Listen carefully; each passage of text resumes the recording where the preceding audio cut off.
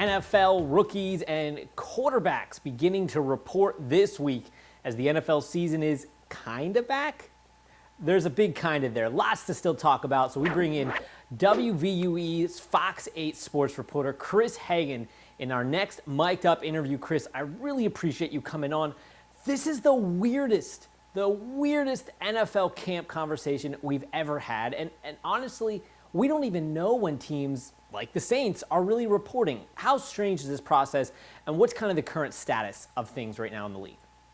Well, it's been very strange for sure. Like you said, I mean, you go from, I talked to Cam Jordan late last week, and he was saying, yeah, I'm ready to go. Yes, I'm in shape, but I'm not sure, who's agreed to what in terms of the NFL and NFL Players Association. So then Saturday, the NFL sends out the report dates, and everybody's like, yes, football's back.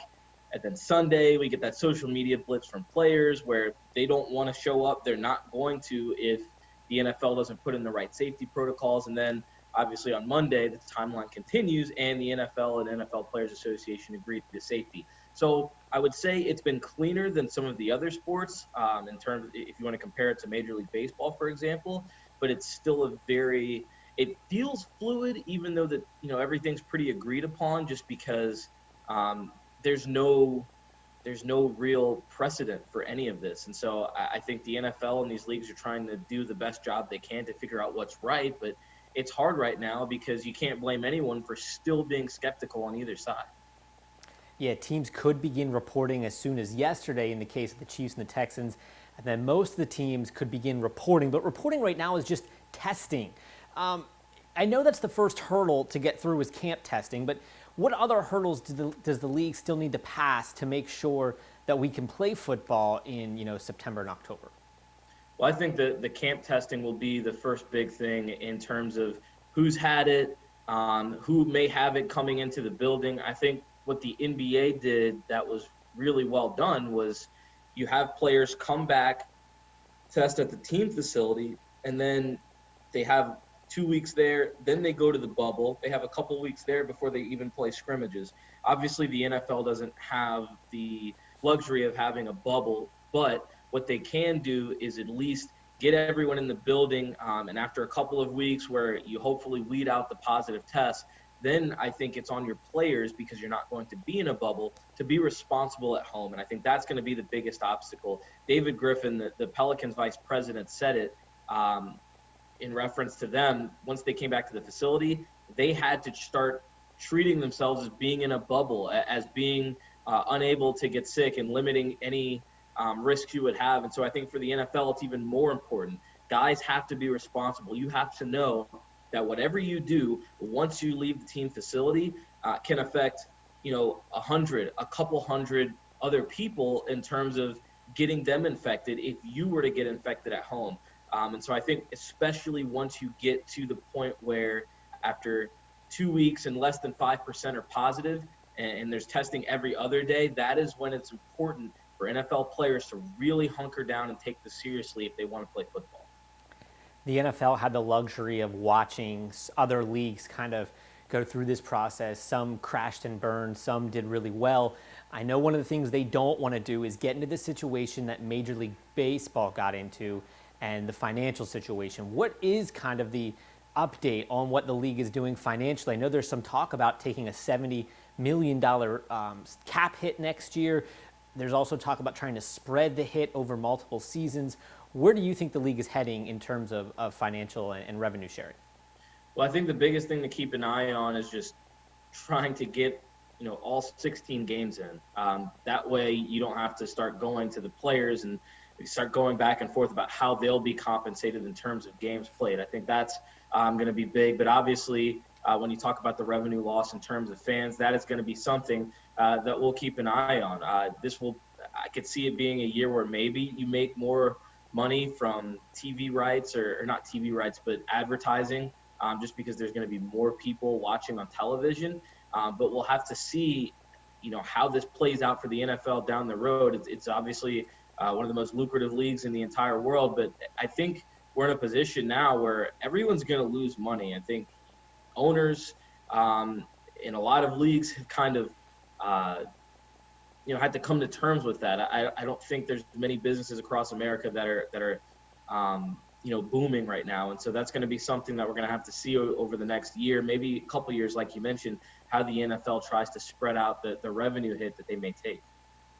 Yeah, you mentioned fans, or at least the revenue, and that kind of brings us to fans. We're expecting a limited capacity in one way or another at various arenas around the league, but some cities are saying no to fans, or at least saying maybe no to fans. Philadelphia is one of those. What's the expectations about fans in New Orleans, and what's the mayor saying? Because there had been a moratorium on large gatherings in the city. What's the update on what we can expect at the Dome? Well, as far as the Saints, as of right now, it's still a bit unclear. They did give season ticket holders the ability to opt out if they would like to of their season tickets for this upcoming season, and maintain their status for 2021. I think that's certainly a sign that there will be limited fans and maybe no fans, period. So that's something that is going to have to play out as well. From what we've seen across the rest of the league, though, the governor of New Jersey, an executive order, Jets and Giants fans cannot be in MetLife until further notice. Philadelphia said no fans, then kind of walked it back and said, you know what, Lincoln Financial, I think, is private property. It's a public property ban, and so they're handling it a little bit different, but I still think obviously they will be limited. I'm not sure if the Superdome being indoors, it provides an increased risk of being infected with COVID-19.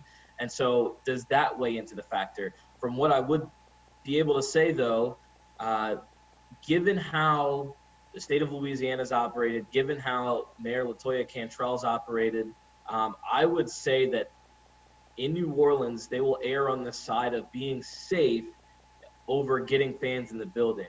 I think football would be the first step, obviously, and then I would not be surprised if there's no fans, at least to start, just because we saw it, today on Tuesday that the Louisiana is still in phase 2. The numbers aren't going the right way. Mayor LaToya Cantrell has been very strict across the board in terms of how New Orleans is reopening, what's reopening, and then even rolling back into some of those restrictions. So I wouldn't expect New Orleans to be somewhere that just opens its doors right away to fans. I think it's going to be a little bit of a process here.